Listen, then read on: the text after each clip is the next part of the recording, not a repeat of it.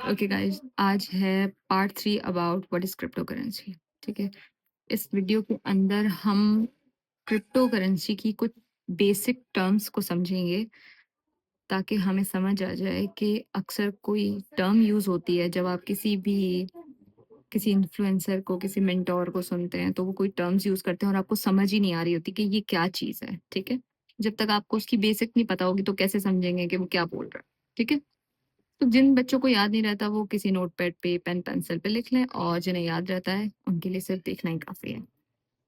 तो अच्छा, आपने अक्सर सुना होगा कि बिटकॉइन बढ़ गया, इथेरियम की प्राइस कम हो गई, बढ़ गई। तो इस तरीके से आप नाम सुनते हैं पर आपको समझ नहीं आती कि ये क्या है। ठीक है, तो क्रिप्टो करेंसी की दुनिया का सबसे पहला नोट या सिक्का, ठीक है, वो बिटकॉइन है। ठीक है, बीटीसी। अगर आप सुनते हैं बीटीसी, बीटीसी बढ़ गया, बीटीसी की प्राइस कम हो गई, तो वो बिटकॉइन के बारे में बात कर रहे हैं। ईटीएच के बारे में अगर आपने कुछ सुना तो वो इथेरियम की बात कर रहे हैं। ये भी करेंसी है। ठीक है, ये भी एक कॉइन है। ठीक है, और ये भी एक कॉइन है। इथेरियम भी एक कॉइन है। ठीक है, दोनों कॉइन्स हैं, कॉइन्स के नाम है। ठीक है, अगर आपको समझ आए तो। हाँ, बिटकॉइन ऑब्वियस सी बात है, वो फर्स्ट है, जो लाडला वाला सिस्टम है शायद यहाँ पर भी। हम आगे डिटेल में पढ़ेंगे क्यों। ठीक है, लेकिन अभी के लिए इतना ही काफ़ी है कि बिटकॉइन इनकी करेंसी का सबसे पहला सिक्का या नोट है। किसकी? क्रिप्टो करेंसी की दुनिया का सबसे पहला सिक्का या नोट कौन सा? बिटकॉइन। इथेरियम भी यूज़ होता है, बिटकॉइन भी यूज़ है, और बहुत सारे हैं जो कि उसके बाद फिर क्रिप्टो करेंसी में आए, लॉन्च हुए और यूज़ हो रहे हैं। ठीक है, अभी के लिए ये 2 बहुत ज़्यादा इम्पोर्टेंट हैं, तो इन्हें यहाँ पर रखा हुआ है। ठीक है, उसके बाद आप अक्सर नाम सुनते हैं वॉलेट।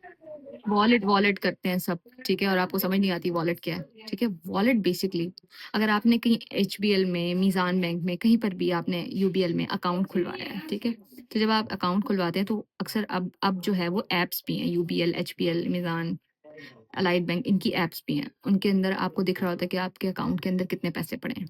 बिल्कुल इसी तरीके से जब आपने कोई क्रिप्टो खरीदी है और आप उसको किसी वॉलेट में रखते हैं। ठीक है, वॉलेट बेसिकली एक सेफ जगह है जहाँ पे आप अपने क्रिप्टो को रखते हैं। ठीक है, उन एप्स में। ठीक है, बेसिकली एक ऐप होती है या एक टूल होता है जिसके अंदर आप अपने क्रिप्टो को रखते हैं। और दिखती कैसे हैं? वैसे ही जैसे आपका एक नॉर्मल बैंक अकाउंट होता है, उसके अंदर आपको ये दिख रही होती है।